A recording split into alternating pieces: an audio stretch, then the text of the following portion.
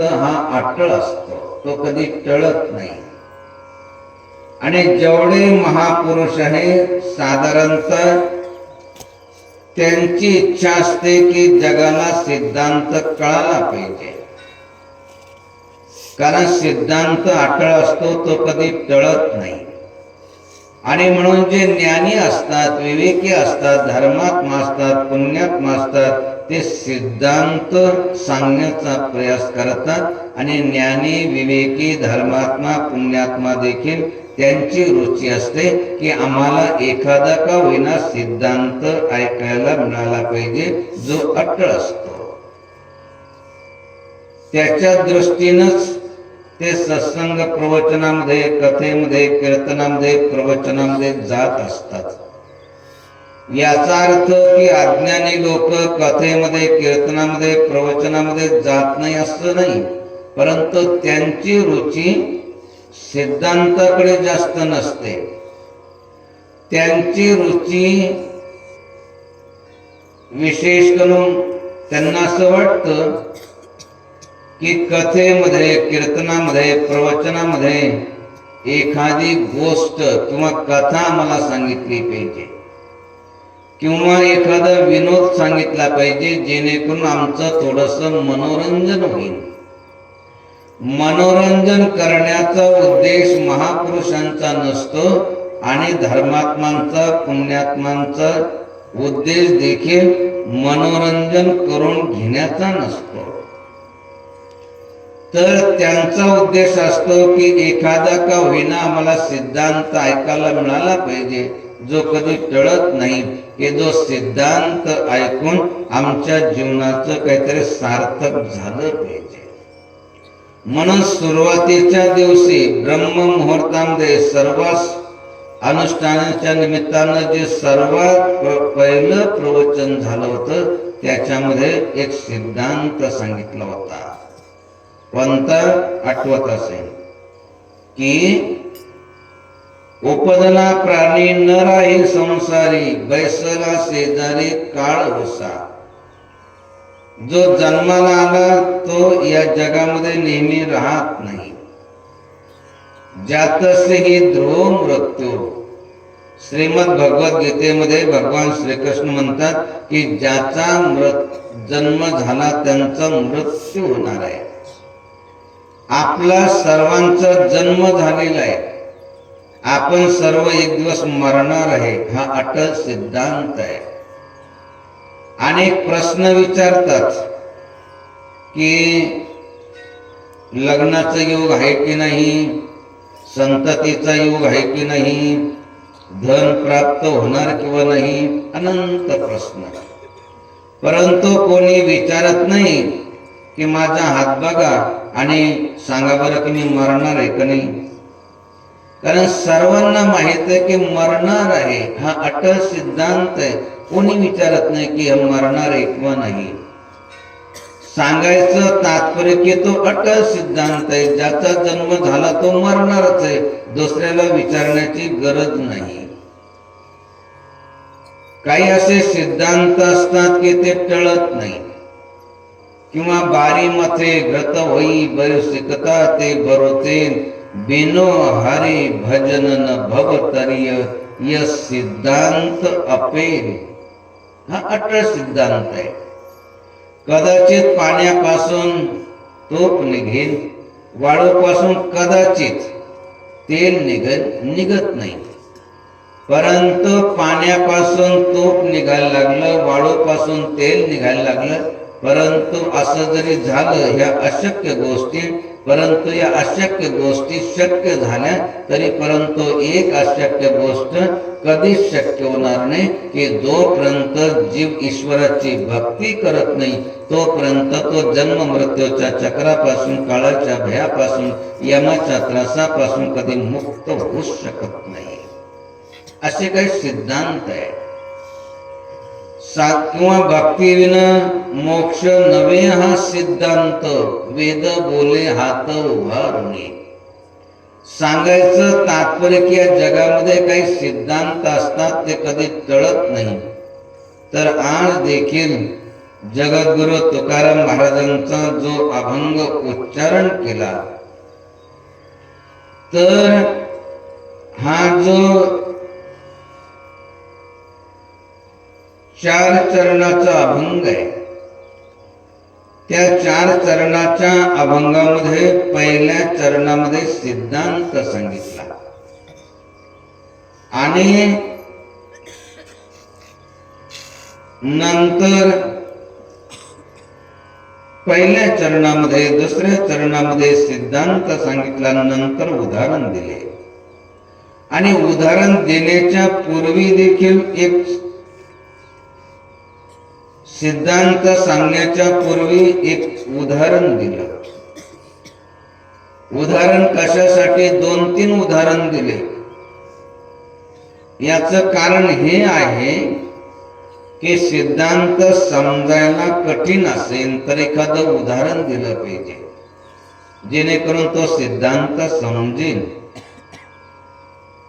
तर अगोदर सिद्धांत सांगितला जातो, नंतर उदाहरण दिलं जातं. उद्देश हा असतो की तो सिद्धांत आपल्याला समजला पाहिजे.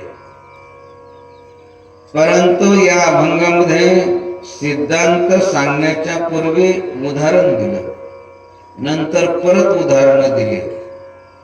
याचं कारण हे आहे की हा सिद्धांत अत्यंत महत्वाचा आहे. हा सिद्धांत सर्वांना समजला पाहिजे. जे ज्ञानी असेल त्यांना तर समजलाच पाहिजे, परंतु ते अज्ञानी असतात किंवा ज्याला काय म्हणतात मूर्ख, म्हणजे जे व्यसन करतात, त्यांनाही समजला पाहिजे, मोठ्यांनाही समजला पाहिजे, लहानांनाही समजला पाहिजे. याच्यासाठी अनेक उदाहरण दिले. तर सर्वात पहिलं उदाहरण देऊन सिद्धांत सांगितला. कोणतं उदाहरण दिलं, कोणता सिद्धांत सांगितला?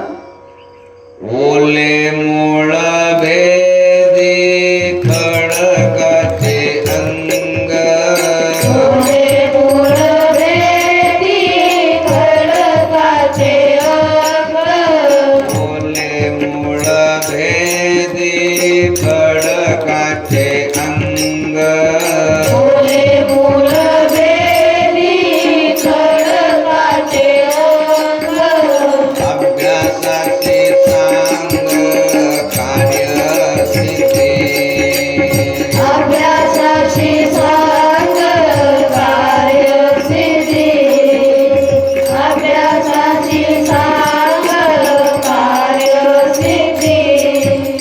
नवे ऐसे काही नाही अवघड, नवेसे काही नाही अवघड, नवे ऐसे काही नाही अवघड, नवेसे काही नाही अवघड, नाही कैवाड तोच वरी, नाही काही वाढ तोच वरी, नाही काही वाढ तोच वरी. सिद्धांत कोणता सांगितला? नवे ऐसे काही नाही अवघड. या जगामध्ये अवघड असं काहीच नाही. अभ्यासाचे सांग कार्यसिद्धी. अभ्यास केल्यानंतर या जगामध्ये अशक्य असं या जगामध्ये काहीच नाही, अवघड असं काहीच नाही. याच्यासाठी सर्वात पहिलं उदाहरण दिलं की ओले मूळ भेदी खडकाचे अंग, की जसं कठीण अशा प्रकारचा खडक असेल तर त्या खडकामध्ये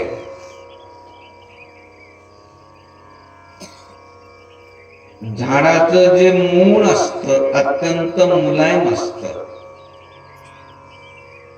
पाणी आणि मातीचे सूक्ष्म कण याच्यापासून बनलेलं असतं. ते अत्यंत मुलायम असतं आणि खडक कठीण असतं. परंतु रात्रंदिवस प्रयास केल्यामुळं,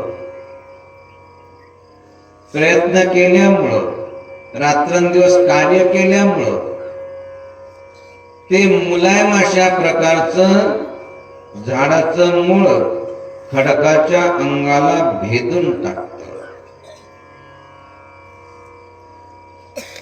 हे सर्व कशामुळं होतं? अभ्यासामुळं.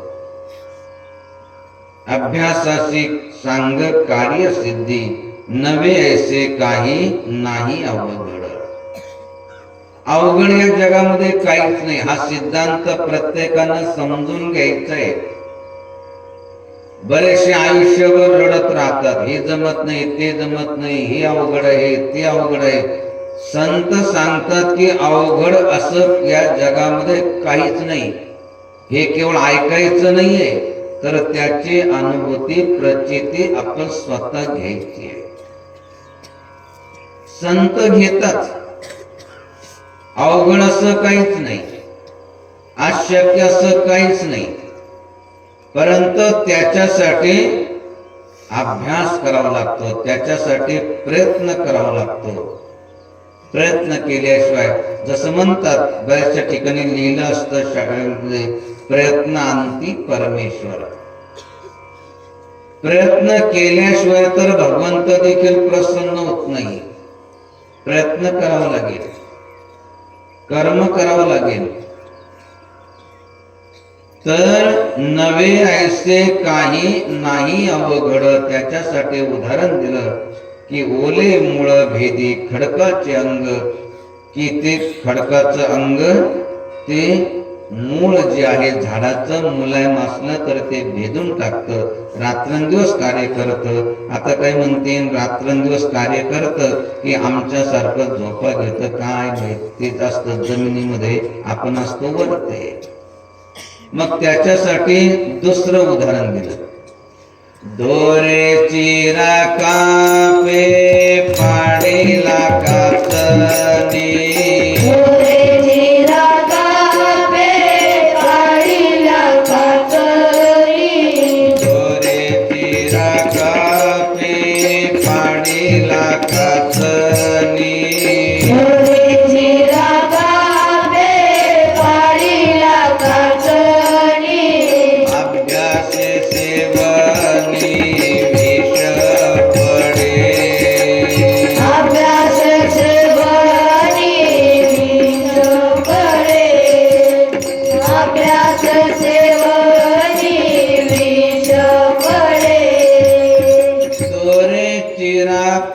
कापे पाडीला काचणी.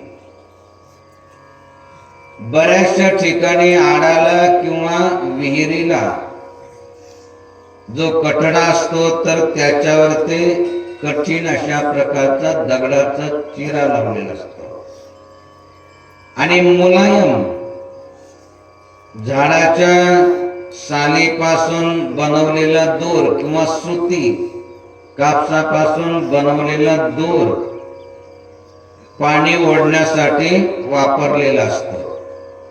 नेहमी पाणी ओढल्यामुळं कठीण अशा प्रकारच्या त्या दगडाच्या चिऱ्याला देखील काचणी पडते.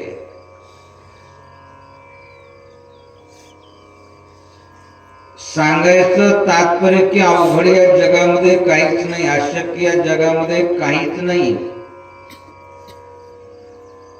हे जे अनेक प्रकारचे उदाहरण दिलेले, अनेक प्रकारचे उदाहरण देण्याचा उद्देश हा आहे की हा सिद्धांत जो आहे तर सर्वांना कळाला पाहिजे. पुरुषांना कळाला पाहिजे, स्त्रियांना कळाला पाहिजे. त्याच्यासाठी स्त्रियांना हा सिद्धांत कळाला पाहिजे. कोणता? नवे ऐसे काही नाही अवघड. अवघड या जगामध्ये काहीच नाही. त्याच्यासाठी शेवटच्या चरणामध्ये उदाहरण दिलं. तो का मने कैसा बसण्याचे ठाव, तुका मने कैसा बसण्याचे ठाव,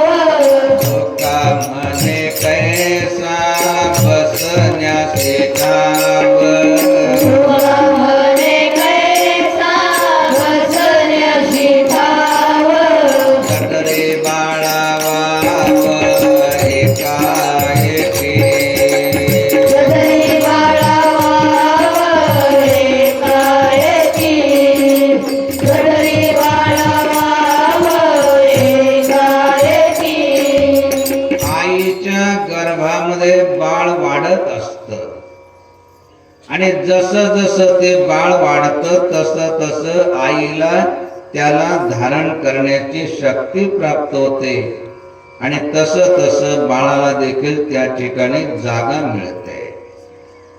एकाएकी होत असं नाही. सांगायचं तात्पर्य की अवघड या जगामध्ये असं काहीच नाही. हे जे उदाहरण अनेक प्रकारचे दिले त्या उद्देश हा काय आहे की ज्ञानी लोकांना तर समजलं पाहिजे, परंतु जे अज्ञानी म्हणजे मूर्ख जे आहे त्यांना समजलं पाहिजे, त्याच्यासाठी उदाहरण दिलं.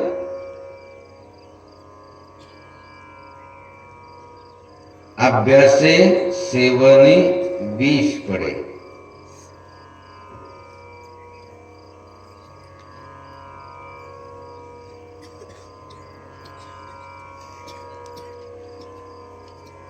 जे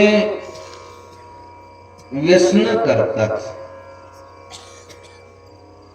व्यसन केल्यानंतर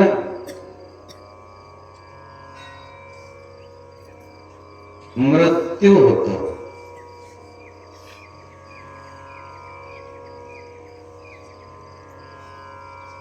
व्यसन करणं चांगलं नाही. अभ्यासे सेवने विष पडे.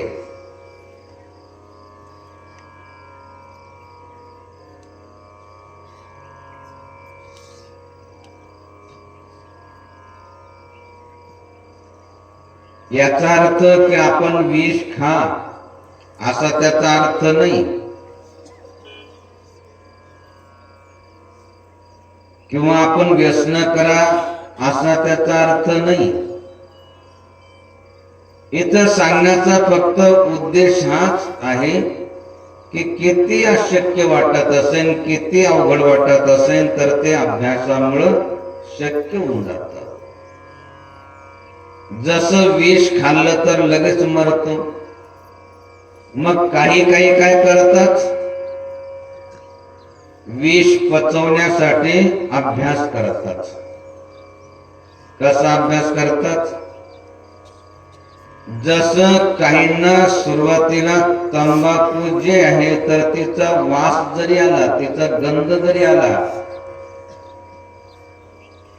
तरी काहींना ढाळ होतात, वांत्या होतात. वास आला तरी चक्कर येतात. मग काही काय करतात, त्यांना जो वास घेतल्यानंतर चक्कर येतो तर त्याच्यासाठी काय करतात, बरेच दिवस ते फक्त तंबाखू घेतली की त्याचा वासच घेत राहतात. कुत्र्यासारखा कुत्रा वास घेत राहतात, तसं घेतलं की तसं वास घ्यायचं. काही दिवसांना मग त्यांना वास घेतला की मग गोंडा येत नाही, चक्कर येत नाही.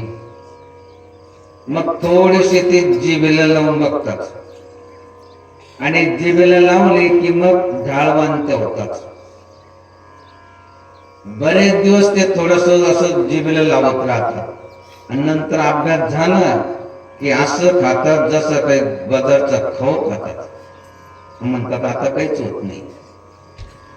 काहीच होत नाही म्हणजे आता ढाळवांत्या होत नाही, चक्कर येत नाही, भोंगा येत नाही, परंतु त्या विषयाचा परिणाम जो असतो तर तो शरीरावर ते झाल्याशिवाय राहत नाही.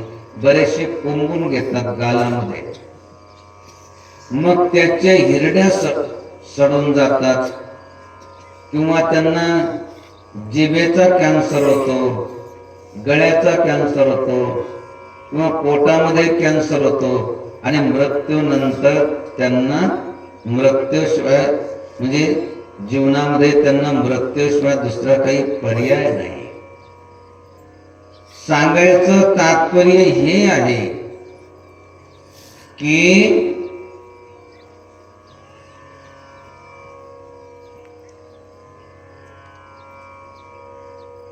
आपण व्यसन करणं चांगलं नाही. हे जे व्यसनाच्या संदर्भात जे उदाहरण दिलेले आहे किंवा सिद्धांताच्या संदर्भात जे उदाहरण दिलेले आहे, जसं जगद्गुरु तुकाराम महाराजांनी अनेक प्रकारचे उदाहरण दिले. कशासाठी? की या जगामध्ये अवघड असं काहीच नाही. त्याचप्रमाणे ज्ञानेश्वर माऊलींनी देखील उदाहरण दिले. अगाभ्यास योग म्हणजे तो हा एको जाणीजे, येणे काही न निपजे ऐसे नाही. अनेक प्रकारचे योग आहे. कर्म योग आहे, भक्ती योग आहे, ज्ञान योग आहे, अष्टांग योग आहे, तसा हा अभ्यास योग आहे. आगा अभ्यास योग म्हणजे तो हा एको जाणीजे, येणे काही न निपजे ऐसे नाही. या अभ्यास योगामुळं अमुक कार्य या जगामध्ये होत नाही असं या जगामध्ये कोणतंच कार्य नाही. काय काय होतं? पै अभ्यासाचे निबळे, एकी गती अंतराळे, व्याघ्र सर्प प्रांजळे केले की, विष की हारी पडे, समुद्री पायवाट जोडे, एकी वाग्ब्रह्म थोकडे, अभ्यासे केली. अभ्यासामुळं जसं काही पक्षी आकाशामध्ये गमन करतात, तसे काही योगी आकाशामध्ये गमन करतात. जसे काही घरामध्ये कुत्र किंवा मांजर पाळतात, तसे काही वाघ आणि सर्प पाळतात. कुत्र मांजर जसं आपल्याला काही अपाय करत नाही, तसं ते वाघ सिंह सर्प आपल्याला अपाय करत नाही, कारण ते पाळलेले असतात. सवयीमुळं ते अगदी कुत्र्या मांजऱ्यासारखं घरामध्ये राहतात. सांगायचं तात्पर्य की या जगामध्ये अशक्य असं काहीच नाही. जसं कुत्र पाळणं अशक्य नाही, मांजर पाळणं अशक्य नाही, साप पाळणं अशक्य नाही, सिंह पाळणं अशक्य नाही, अशक्य या जगामध्ये काहीच नाही. एक उदाहरण जगद्गुरु तुकाराम महाराजांनी दिलं आणि ज्ञानेश्वर माऊलींनी देखील दिलं. थोडासा शब्दाचा हेरफेर असेल. तुकाराम महाराज म्हणतात, अभ्यासे सेवनी विष पडे, आणि ज्ञानेश्वर माऊली म्हणतात, विष की आहारी पडे.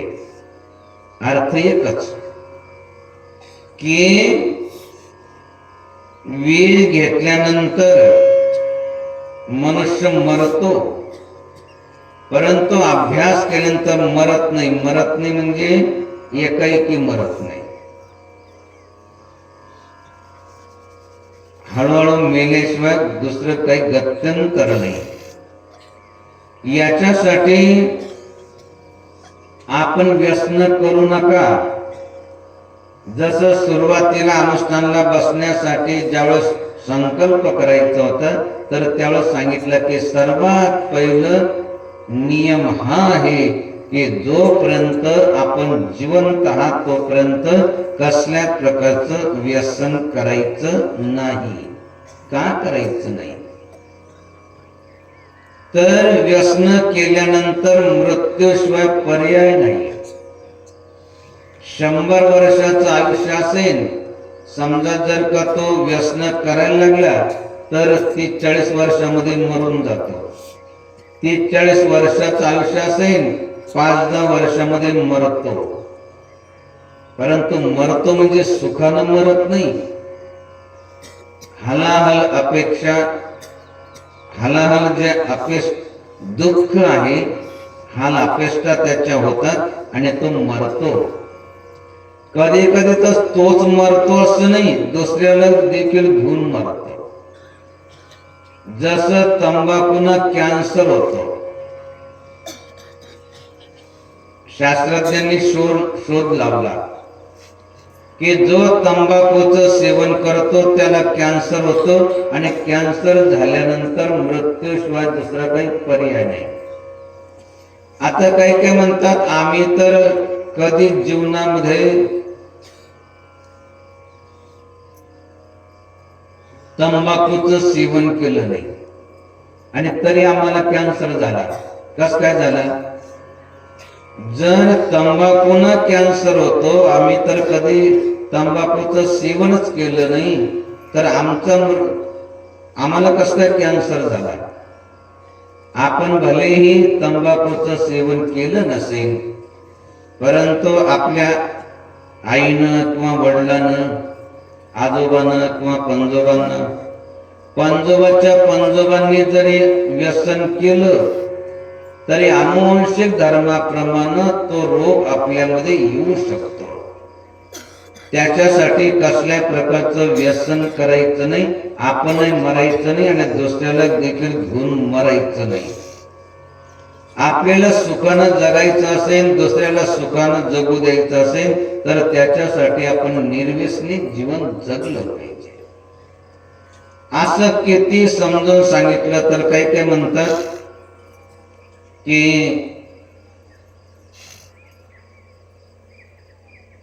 दुसऱ्याचं एखाद्याचं उदाहरण देतात. काही म्हणतात साधू लोक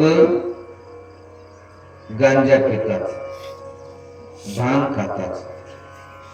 साधू लोक नाही, हा एखादा संधी साधू भले गांजा पित असेल, चिली मोडत असेल, भांग खात असेल, पण साधू म्हणजे ज्यानं काम, क्रोध, लोभ, मोह, मदमत्सर धुवून टाकले, तर अशा प्रकारचे साधू जे आहे गांजा, बिडी, सिगारेट तर सोडा, परंतु चहा देखील पित नाही. चहा देखील पिणं चांगलं नाही. जसं गुरुकुलातले जे मुलं आहे 400 450, तर त्यांना चहा दिल्या जात नाही, त्यांना गावरान गाईचं दूध दिल्या जातं आणि त्याही गीर जातीच्या, ज्यांच्यासाठी आपण दररोज त्या ठिकाणी दूध नाही पाठवू शकत, परंतु ज्या दूध देणाऱ्या गायी त्यांच्यासाठी चारा पाठवतात.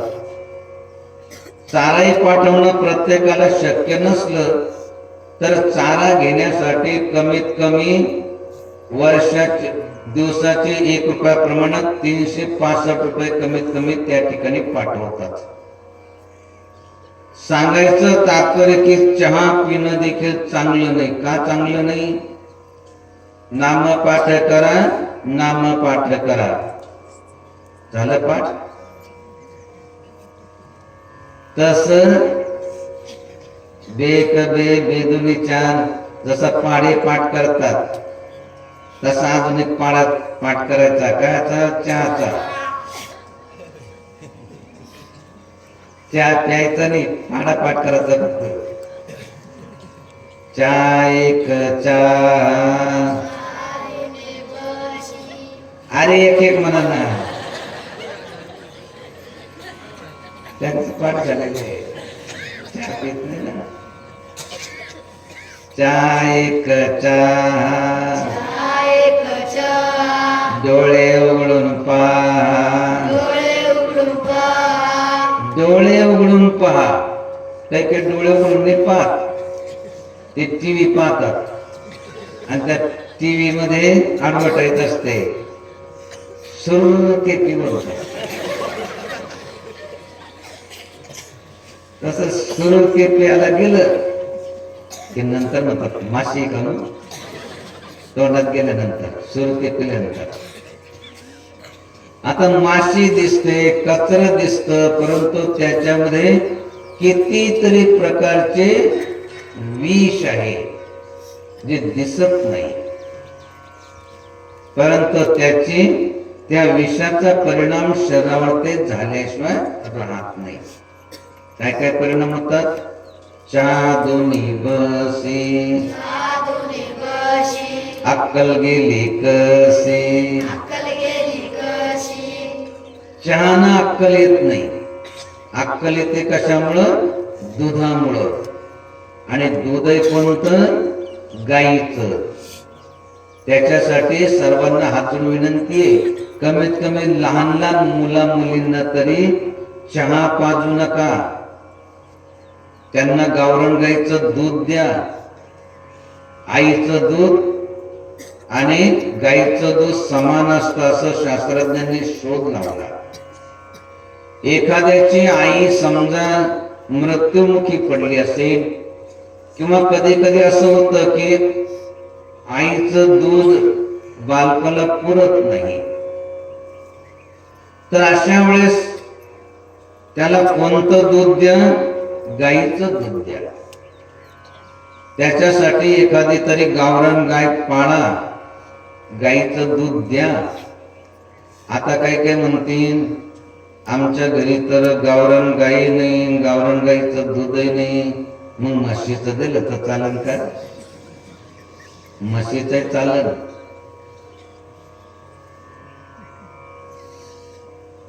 त्याला ताकद येईल चांगली हेल्यासारखी, परंतु बुद्धी नाही येणार. बुद्धी कशामुळे? ते गावरान गाईच्या दुधामुळे. बघा, बुद्धी कोणाला जास्त असते? गाईला का म्हशीला?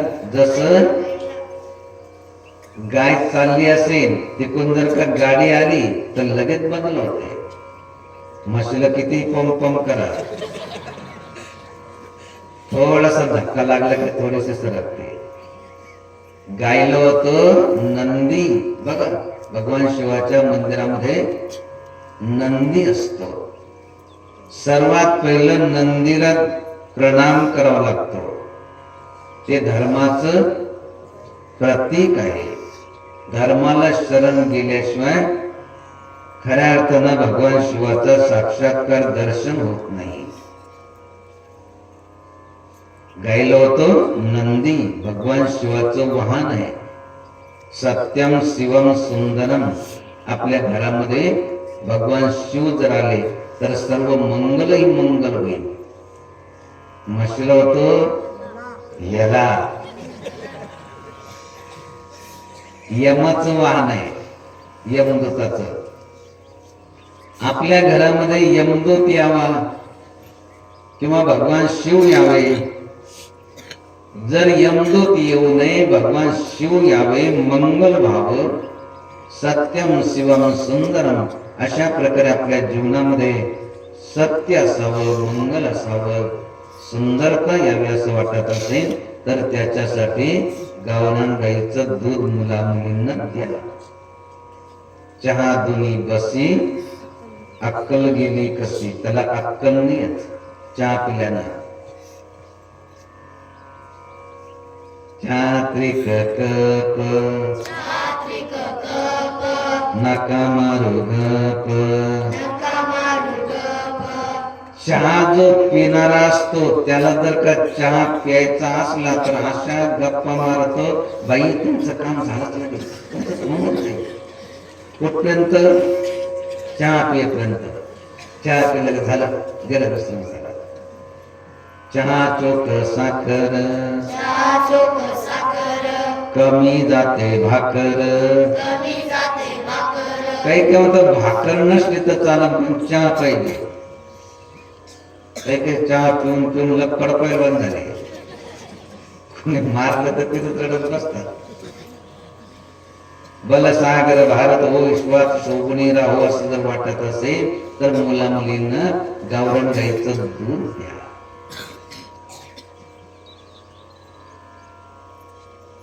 चहा पिणं चांगलं नाही. आणि हॉटेलमध्ये पिणं तर बिलकुल चांगलं नाही. आता सर्वच हॉटेल तसं असतात असं नाही, परंतु काही काही हॉटेल असे असतात की तिथं स्वच्छता पाळल्या जात नाही. लिहिलेलं असतं स्वच्छता राखा, आणि तिथं कोणाला बंधनही नसतं. की यानं यावं त्यानं यावं. एक चांगली हॉटेल होती, एका म्हातारीला कॅन्सर होता आणि बिड्या पिऊ पिऊ सार घशामध्ये बेडके करतात ना, बेंडूक नाही बरं का, बेडके. तर अशा प्रकारे आला तो चहा पिण्यासाठी. बऱ्याचशा ठिकाणी काय होतं, चहा कसा पिता माहिती ना, बशीत पिता की कपामध्ये, बशीमध्ये. तर त्यानं तो कपातला चहा बशीमध्ये ओतून घेतला आणि पिणार तेवढ्यामध्ये आला, त्याला कपला आला बेडका. त्यानं बघितलं की इकडं तिकडे हळूहळू तिला कपामध्ये सोडलं. कपामध्ये सोडल्यानंतर तेवढ्यामध्ये अनेक साहेब मोठे येऊन, हे लोक चहान चहान.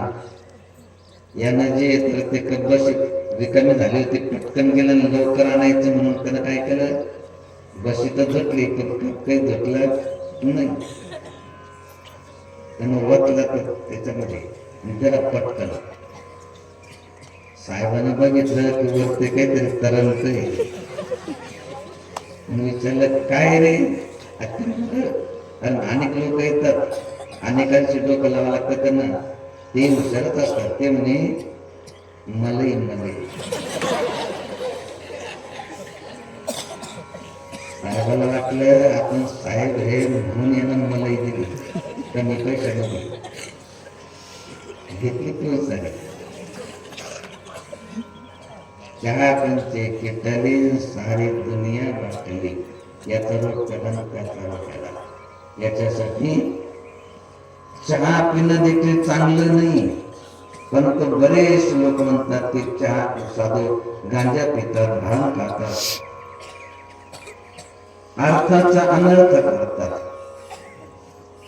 जसं जगद्गुरु तुकाराम महाराजांचा एक अभंग आहे, साधोनी बचना ग खाती तोळा तोळा, साधुनी वचना खाती तोळा तोळा, साधोनी बचना ग खाती तोळा तोळा, साधुनी वचना खाती तोळा तोळा,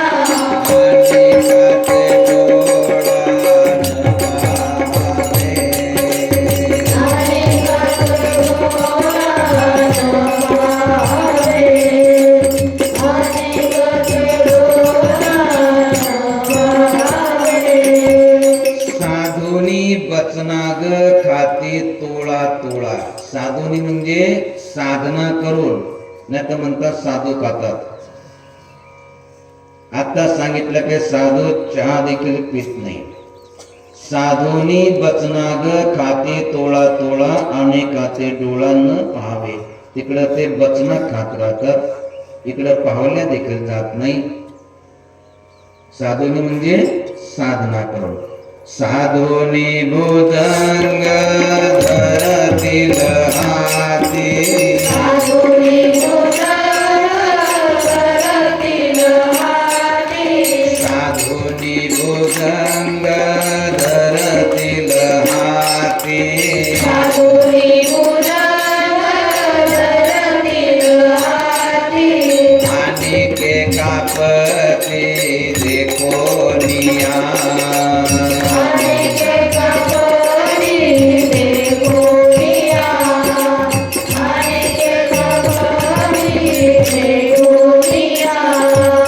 साधुनी भुजंग धरतील हाती, आणि के कापती देखोनिया. अनेक साधना करून, अभ्यास करून भुजंग नाग धरतात, जो विषधर असतो. नागाला देखील अनेक लोक धरतात.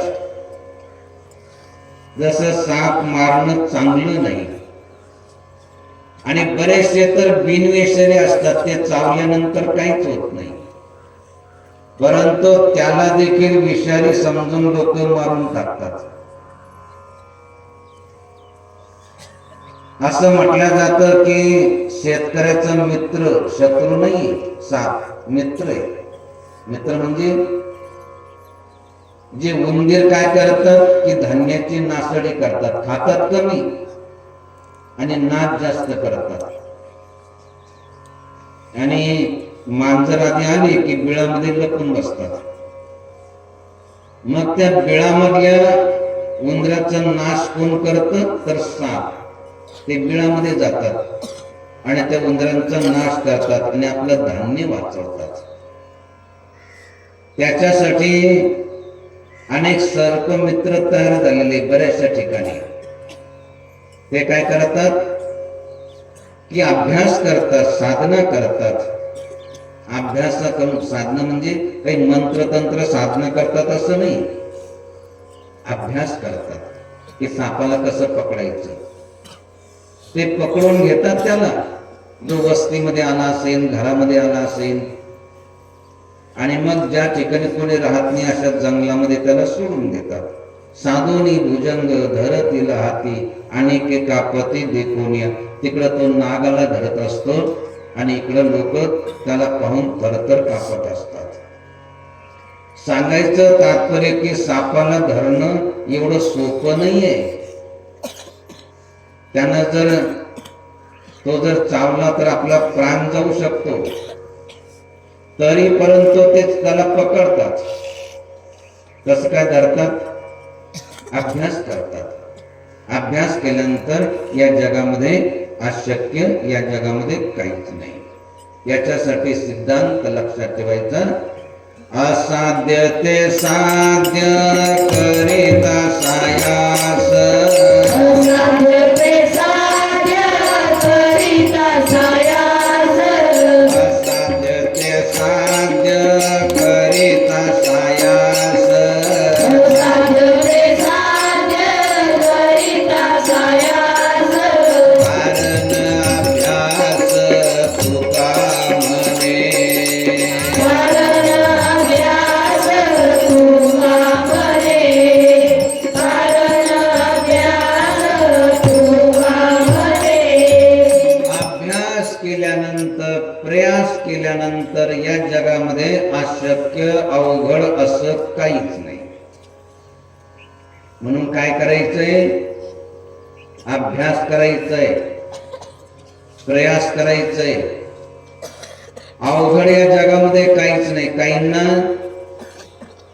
मॅथ, गणित अवघड वाटतं, काहींना सायन्स, विज्ञान अवघड वाटतं, काहींना इंग्लिश, इंग्रजी अवघड वाटते. का वाटते? काय म्हणतात एकदम सोपं आहे. सोपं म्हणतात तर का सोपं त्यांना वाटतं? कारण ते अभ्यास करतात. आणि जो अभ्यास करत नाही त्याला सर्वच अवघड वाटतं. आणि अभ्यास केल्यानंतर अवघड या जगामध्ये असं काहीच नाही, अशक्य काहीच नाही. याची अनुभूती आपल्याला जीवनामध्ये आली असेल. जसं ज्यांनी सायकल चालवणं शिकले, सुरुवातीला काय होतं माहिती ना? ज्याला सायकल चालवता येते, एक एकूण धरतो, एक तिकून धरतो, हा सायकल बसतो, तोही पडतो, त्याला घेऊन पडतो. परंतु एकदा जर का चांगला अभ्यास झाला, मग काय करतो? सायकलवर बसतो, पिंट्याला घेतो, पिंटीला घेतो, त्याच्या आईला घेतो, त्यांचा सर्व वराड घेतो आणि चालतच राहतो. आपणही पडत नाही, त्यांनाही पडत येत नाही. एकाएकी होत तर नाही. त्याच्यासाठी अभ्यास केल्यानंतर या जगामध्ये अवघड काहीच नाही. म्हणून ज्ञानेश्वर माऊली देखील सांगतात किंवा भगवंत सांगतात, मनोनी अभ्यासाशी काही सर्वथा दुष्कर नाही.